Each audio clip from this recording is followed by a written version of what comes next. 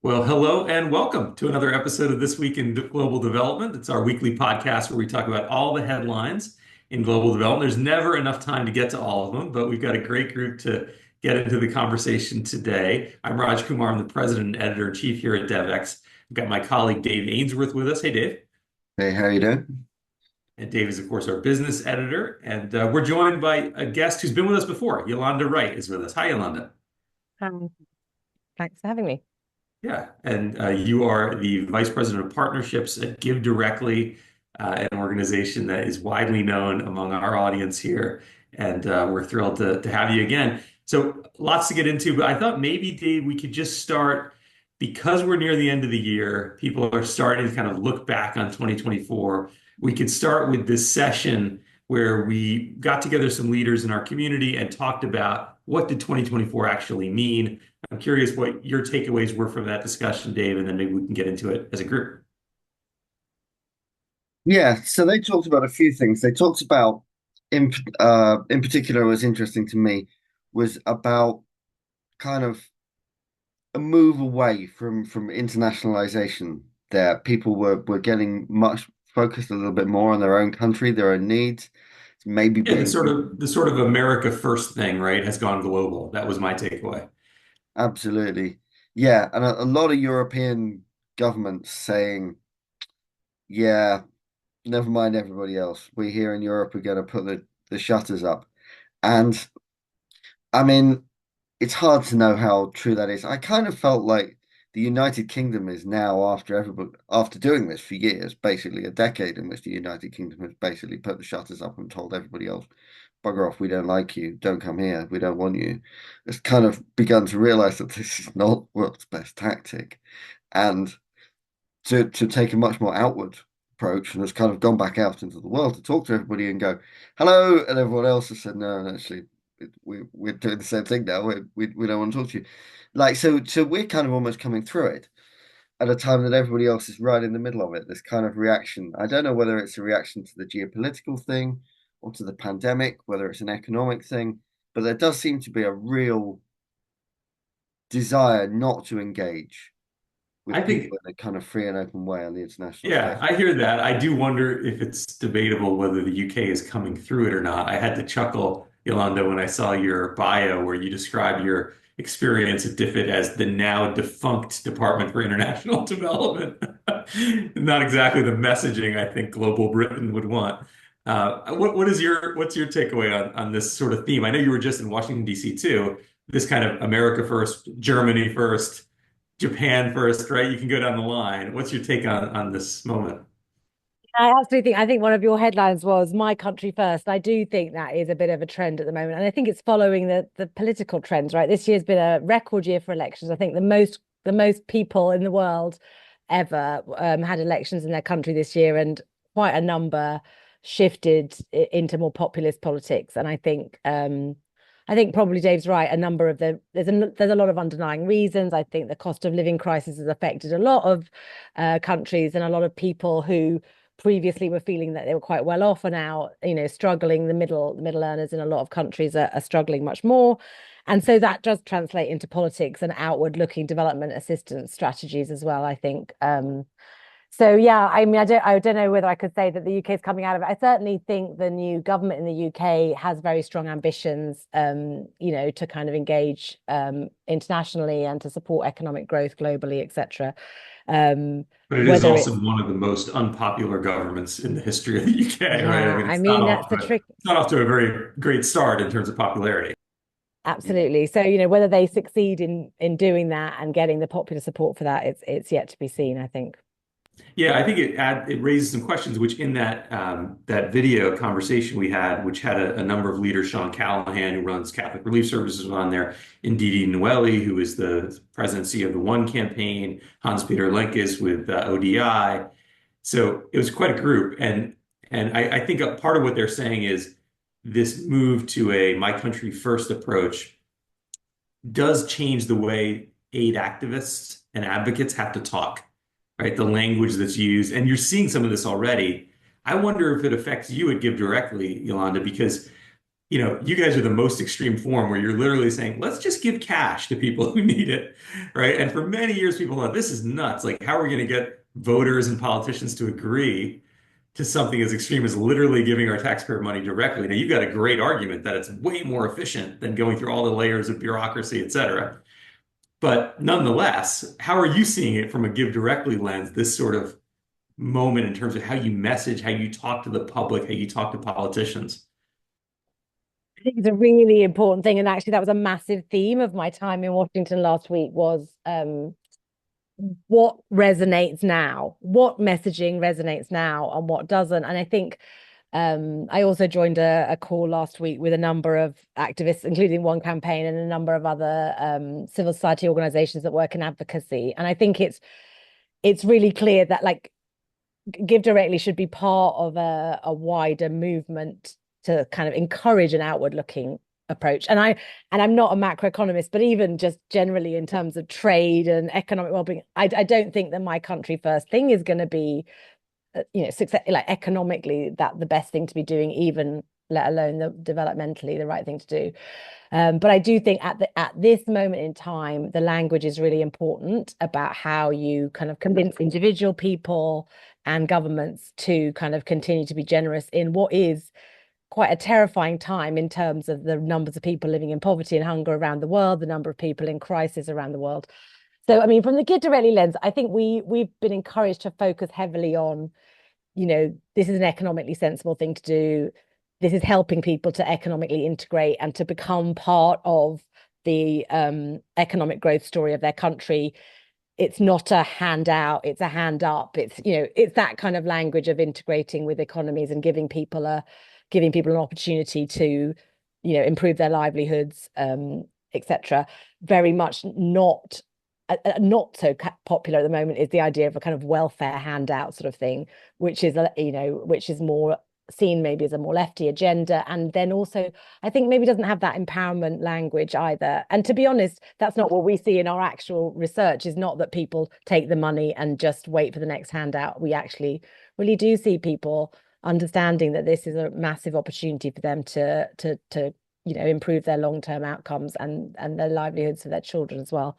So yeah, I think the language is really important, but we definitely don't want to just be seen as like a standalone good option. Actually, I do want to kind of contribute. We do want to contribute to building the broad case for aid, but obviously very effective aid. It's more important than ever to think about what is a cost-effective approach, right?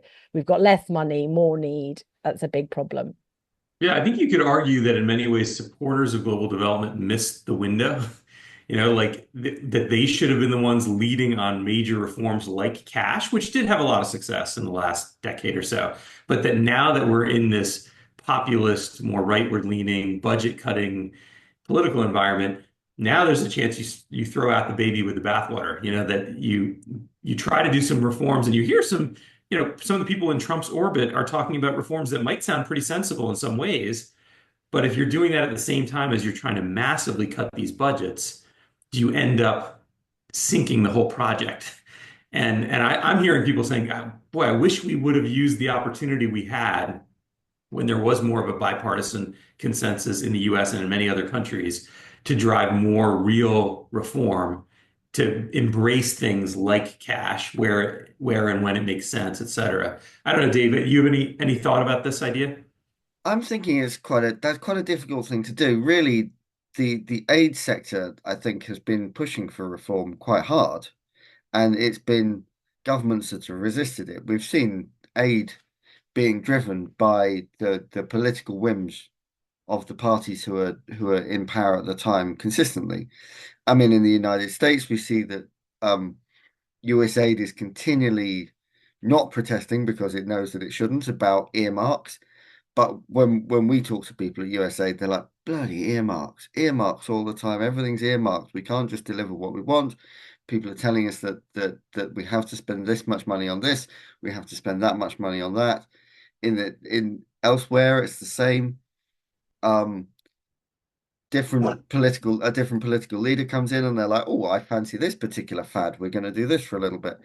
And so for the aid sector to implement kind of broad-reaching reforms, I think the aid sector broadly would probably get behind cash to a much greater extent, for example, than government donors have, but it just doesn't suit the political agenda.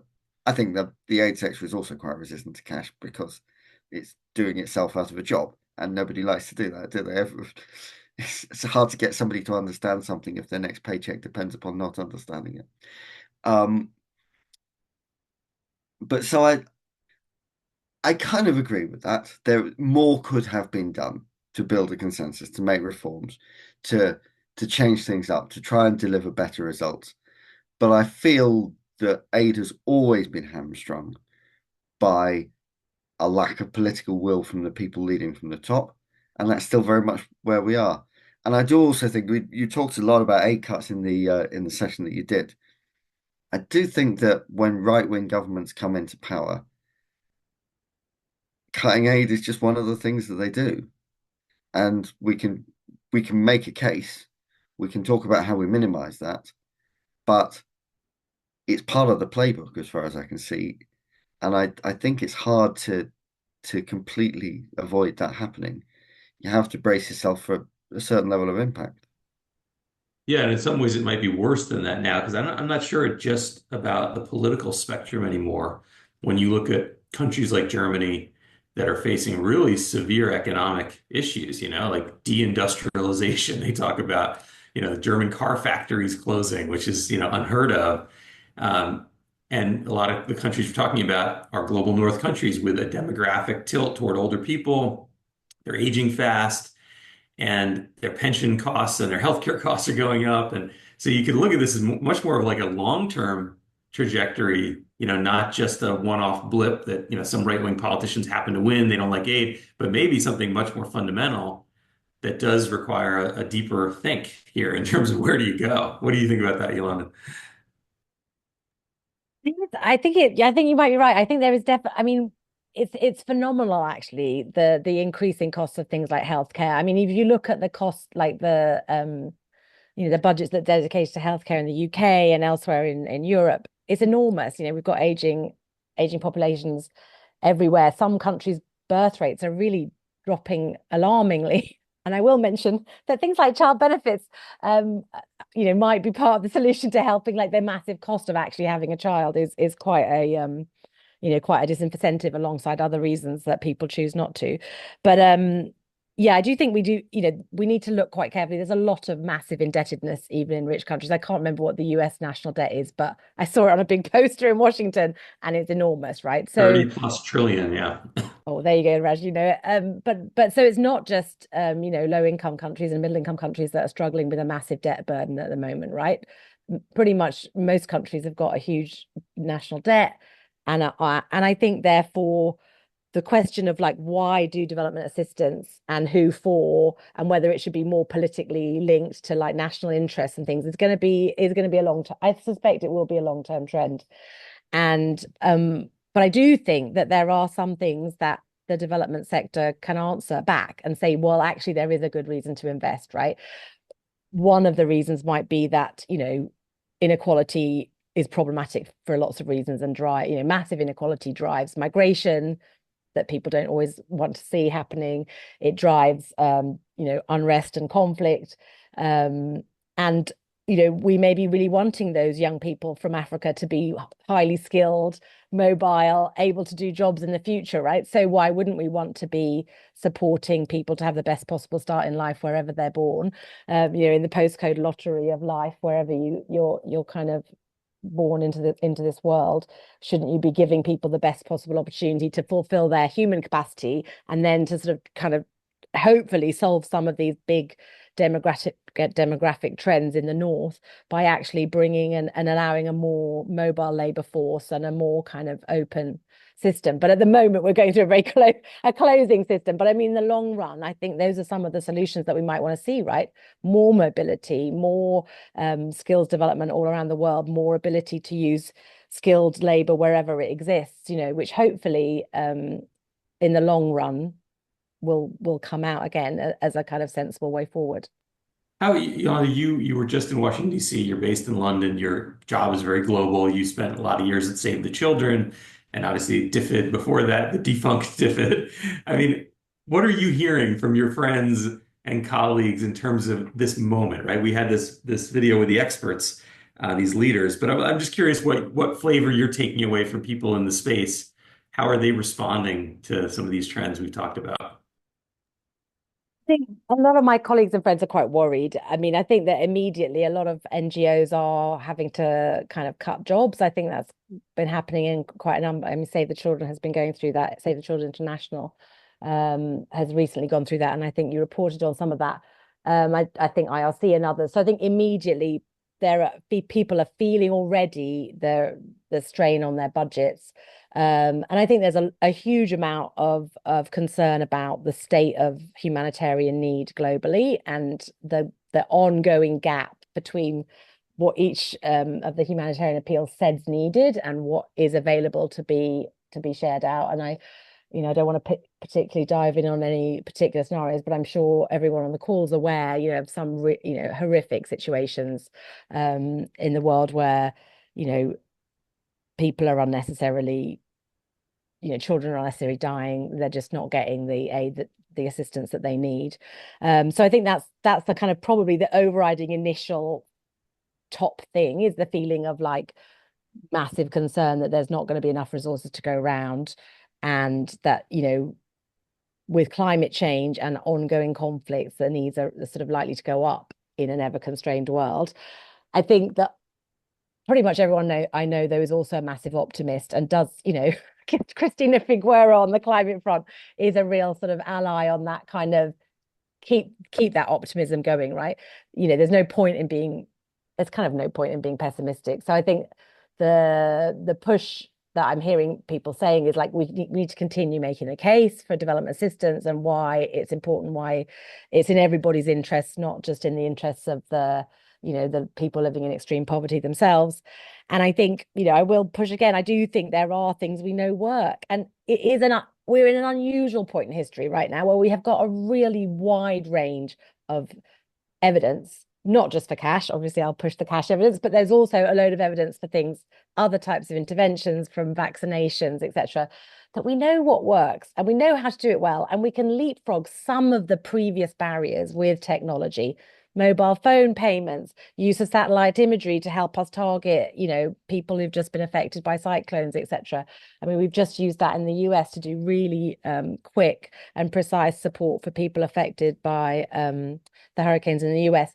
So I think that's the note I would think we're trying to strike is like, yes, there's a lot of big concerns, but actually the world has continued to improve, evidence has continued to improve. So if we can sort of be really focused on things that we know work and leapfrogging on, using technologies for good, we can try and kind of make the difference that we need to make. Yeah, I think that's well said. I think the danger in too much optimism, which I'm an optimist too, is if it makes you paralyzed to make the changes you need to make.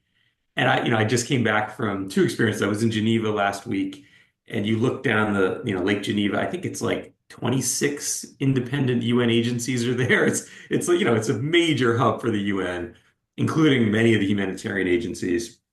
And they are doing incredible work. I mean, you look at what's happening in Syria. We've been reporting on that this week too. You should check out our story by Colin Lynch if you haven't on some of the intricacies around, the sanctions and how to get humanitarian aid in. But these agencies they're working on the front lines of all these things. And a lot of the people I spoke to there, I would say they're sort of whistling past what might be coming, which is potentially like a tidal wave off of Lake Geneva that floods these guys, that you're going to see huge cuts potentially to UN agencies. I think they're a real risk given what the Trump team may want to do. And obviously the US is a major donor to these agencies.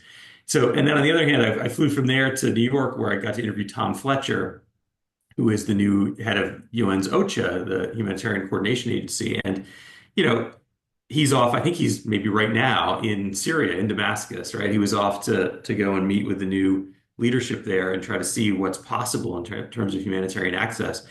And OCHA had just released their annual, what is it, the Global Humanitarian Overview, the GHO, which talks about how much money is needed. And it's almost become like a ritual where they ask for this huge amount of money. They say like, this is what's needed. And then the world provides, some small fraction of that for the actual need. And then they essentially have to feed far fewer people than need food or clothe or, house far fewer than need shelter. So I don't know, we've gotten into this strange spiral where we know these crises are coming. We know there's more of them. They're more severe. We make a big stink about it, and yet they get underfunded. At the same time as we're looking at traditional aid getting cut, it does feel like it's quite a dramatic moment, that we're in. Not a, it's maybe not an iterative change. It's like a step change. And I don't know. I hear you on the way people are feeling about it. I think there is a lot of concern, but I'm not sure people have fully absorbed the moment we're in and how much change is going to be required to actually serve all the people who need to be served, et cetera. I don't know, Dave, what's your thought? You talk to a lot of people in the space. Yeah, I'm thinking about it. Like firstly, Archer's statement this year actually contains some good news for the first time in goodness knows how long. Like, well, actually, last year it contained some good news as well, but the news from 2023 was so bad that we almost didn't notice. Um, because 2023 was the worst year for humanitarian aid on record. 363 million people in need, $56 billion needed to take care of them, 41% funded. The United States cut aid, all that sort of stuff. It was horrific. And we actually missed the good news at the end, which was that 2024 need went down. And they're projecting that 2025 need will go down again. Whether that actually happens, obviously, we'll wait and see. But it does look as if maybe, basically, there was a clear spike in 2020. Need has doubled since pre-pandemic times. It does seem like the pandemic really was the driving force for a lot of this stuff, and that it's the aftershocks of the pandemic are what we've been seeing in humanitarian aid for the last 5 years. And now, as we move a little bit further away from it, maybe we're in a position where we're over the worst of it. Of course, maybe not. It's two swallows now, but does that make a summer? I don't know. Like, so that's kind of encouraging. Um, I do think one thing you said a while ago, uh, Yolande, about the argument that you can make to these people. There's this famous argument, the general who went in and was asked, what do you think you'll have to do if we cut development spending? And he said, we'll have to buy a lot more bullets. And that, I think that argument is the convincing one to right-wing regimes, basically, that if sooner or later, if you don't fix these people's problems over there, they will come and bring them and make them into your problems over here, whether you like it or not. And I think that argument is kind of compelling. Not sure I'm totally answering your question though, which is like, to what extent do yeah, I Well, go on. I mean, Sorry. just speaking of good news, but also like maybe how things are going to change and get framed differently to your point about national security. There was a bit of good news this week that we reported on. Our colleague at Voss Aldinger had a story about a U.S. aid agency, the Millennium Challenge Corporation, probably pretty widely known to our listeners, but MCC is kind of a unique international development agency. I don't think there's another one like it in the world. It gives grant dollars, large scale projects, and it does it through a data-driven model. So countries have to meet certain criteria, and when they do, things like governance and anti-corruption and civil rights and things, when they meet those criteria, they submit a proposal for a road project, and they get a check from the Millennium Challenge Corporation, from the U.S. government, for hundreds of millions of dollars. It's been a really important agency. It's celebrating their 20th anniversary. And this reporting from our colleague is that they are getting close to getting legislative approval to tweak that model and to allow them to do these projects, not just in the very poorest countries, but even in middle income countries. And that kind of gets to your point, Dave, because among the kinds of countries they can now fund are countries like Moldova, which is at the center of US national security interests vis-a-vis Russia, or Guatemala, which is at the center of US national security interests vis-a-vis our border and migration, right? So and countries that China might otherwise be trying to fund in Africa, for example. So it's really positioning MCC as a anti-China tool, as a foreign policy tool more than ever has been before, with good development arguments behind it too, because they use this model. But nonetheless, it might be a hint of a way forward that hopefully gets continued bipartisan support and approval, but requires a pretty substantial change, I think, to this agency and to the way it works. Yeah, MCC it's almost as if it was designed by people who actually work in development, really, isn't it? It's extraordinary. Just kind of give people long-term funding, give them a large check, work with people on good governance, like say to people, just prove to us that you're doing something sensible, and we'll give you a really large amount of money, but relatively few strings attached over a relatively long period of time to basically solve whatever problems you think need solving. That's very atypical for a government agency to behave that way. I mean, did That's you know when they first started, this was a George W. Bush, a Republican idea, and when it first started, there was talk of them having a $5 billion annual budget. I mean, it was going to be massive. And I think partly for the political reasons you described earlier, Dave, about earmarks, they never could quite get there. So I forget what the high water mark was. It might have been as much as 3 billion at some point, or maybe that was just talk of 3 billion. They were certainly over a billion for several years, and then they dropped down below a billion, 900 million, 800 million. I think they might be around 700 million now. I'm not sure the exact figure, but the point is, like, it was almost too good to be true that you could put a lot of money through this, but then you don't, as a political leader in the United States, you don't have control over it because it's a model. It's a data-driven model. And that's hard for a member of Congress to swallow, maybe when they want to direct it to the place they care about or the issue they care about, or for a president or a secretary of state. And that maybe has been a reason why they haven't been able to get as big as potentially they could have been. Yeah, for sure. I think it's really good to see that they're expanding. Part of the problem, as I understand it, was that they'd kind of done all the countries. They'd been to all the places that they wanted to work with, and they'd given them all grants, and they weren't really in a position to start giving second tranches of grants to a lot of people. And so they're saying, okay, well, either you've got to let us go back and visit all the places we visited before, or you've got to open up the model a little bit, because otherwise we won't have anything to do. We're just going to be sitting here on our hands. And I don't really understand why we don't just keep going back and going to the countries where it worked previously and giving them more cash, to be honest. I think But they've done some of that. I think they yeah, have the authority to do what they call second compacts. They have the yeah, ability to do that, and then they went to regional compacts, and now it's middle income countries.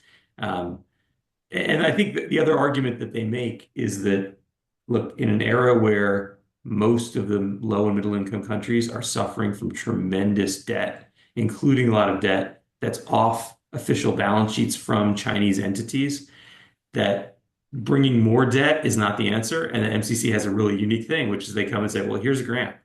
And it could even be for infrastructure, and that's kind of unusual. kind of slightly problematic offering grants to people who owe a ton of money to China, though, isn't it? Because you're effectively just paying back loans to China with your grant cash. You can see why congressmen might be a little bit suspicious of that. Yeah, Yeah, I mean, it's definitely a question. I think their argument would be, you know, we know where the money is going. It's targeted to something yeah, specific. And this is also a foreign policy tool of the US, right? It is precisely to, develop a relationship with this country. But I think it's just a window, even though it's a relatively small agency in the scheme of things. It's not, so widely known, but it's a window maybe into where other agencies are going to have to go, where DFID and FCDO now have gone, really, really unifying a foreign policy and development lens, and just going even further in that direction. Maybe is what this new era that we're in is going to be all about. I don't know, Yolanda, maybe I'll give you the last word on your thoughts about all this. Yeah, I think there definitely is a need and an advantage. And I do hear from a lot of my friends that still work in the UK government that actually there's a huge advantage of bringing diplomacy and development together in some way, in some regards, right? There's some really strong win-wins to be had. But I'm just going to reflect back on what we are talking about, like two things. One is the data-driven element of the MCC, right? Like, actually, I think it is great and a really positive step if more agencies are using evidence and data, right? That in this case, good governance, etc., to release grants for infrastructure, but in other cases, like being able to sort of use concrete evidence to decide we're going to do anticipatory action, for example, anticipatory cash in advance of a disaster. We know that's cost effective, etc. So I'm just a massive fan for using good evidence to do things better, and I think that's a good thing. The second thing I'm just going to really That's a great example. Just to interrupt quickly, anticipatory cash, which not everybody may be familiar with. It's like maybe there's a natural disaster coming, a typhoon, right? And maybe you can get money to people quickly, small amounts, but get it them before but the it can disaster. prevent. Absolutely. And And we've got then they so can much go out and get the data. things they need, the material, the food, whatever, right? And suddenly the humanitarian crisis just dropped dramatically. The need drops.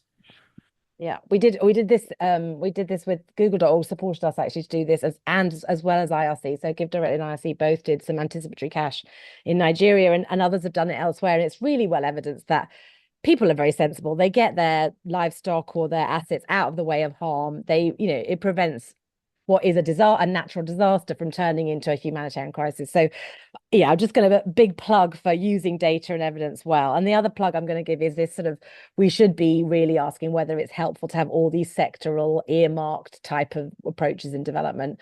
Dave was talking about some of the lack of sense that creates in parts of his that he sees, but I also see it a lot with cash, like cash for this, cash for that. Well, actually, people will use it for a range of reasons, and what we should really care about is the outcome. Are people food secure? Are people improving their businesses? Are kids in school, etc.? And sometimes this, multiple UN agencies trying to decide which of them owns what, that can get in the way of achieving results. And I think that's the other plug I would say is, looking forward, we should be trying to reform where we can around not sensible things that are earmarked or siloed that are kind of preventing us from doing the most cost effective thing. Well, you sound very diplomatic, but this is where cash is a disruptive force, right? Because you're when you marry it to the current structure we have, you're right. NGOs who get a grant from the government to go and do a project, well, that grant might be very specific. It might have a lot of specific areas they have to focus on. So they'll say, we're going to we're going to do cash as part of this, but they have to narrowly define the purposes to meet the obligations they have of their funder, or exactly UN agencies competing over turf, who controls what issue area, and they all might want to use cash, but they have to guard it and keep it in a certain area so that they control their turf and they don't step on someone else's toes.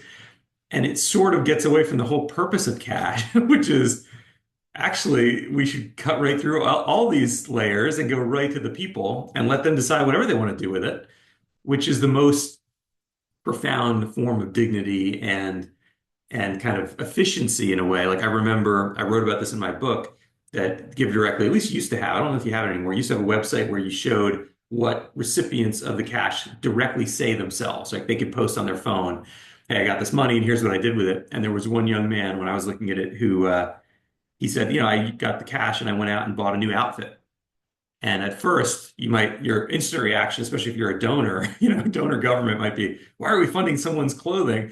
But he explained, like, I needed a new outfit so I could go apply for a job and, to have a shot at getting this job. And, it might have been the smartest way for him to spend money. No one else sitting in a conference room in London or New York would have figured that out. Right. But he did. And maybe it was like the most efficient use of his money. So cash is really potentially very disruptive to this whole sector. But maybe it hasn't been that disruptive yet because in some ways it's just been layered on as a tool for the existing ecosystem we have. I absolutely agree with you. I think it's kind of the systems are very good at absorbing, you know what I mean, absorbing things and like channeling it in the existing way. And I do think there's a potential for it to be much more disruptive, much bigger. It's not everything, but more disruptive, much bigger. And I do think that ultimately it's such an empowering, the ultimate localization, right? You're giving people who are like experiencing difficulty, disaster, poverty, etc., the ultimate choice on what they do about it. But yeah, so it is quite disruptive. But I think to date, it hasn't achieved its full potential of that disruption, I think. So it's hopefully exciting times. As we kind of hopefully sometimes crisis leads to change, right? I mean, you were saying, did we miss the window? Maybe we missed the window, but like people aren't ever forced to change when there's plenty, right? When there's plenty of aid dollars, maybe there isn't such an incentive to change. And maybe in a more constrained environment, some of the things that really need to happen will happen. Trying to be positive, she says. I love that one. And I think disruptive is probably the word of this podcast and maybe the word of 2025. It is going to be a very disruptive time. And let's see what's in store. I want to thank both of you for joining and all of you for listening in. This has been another episode of This Week in Global Development. Thanks, everybody.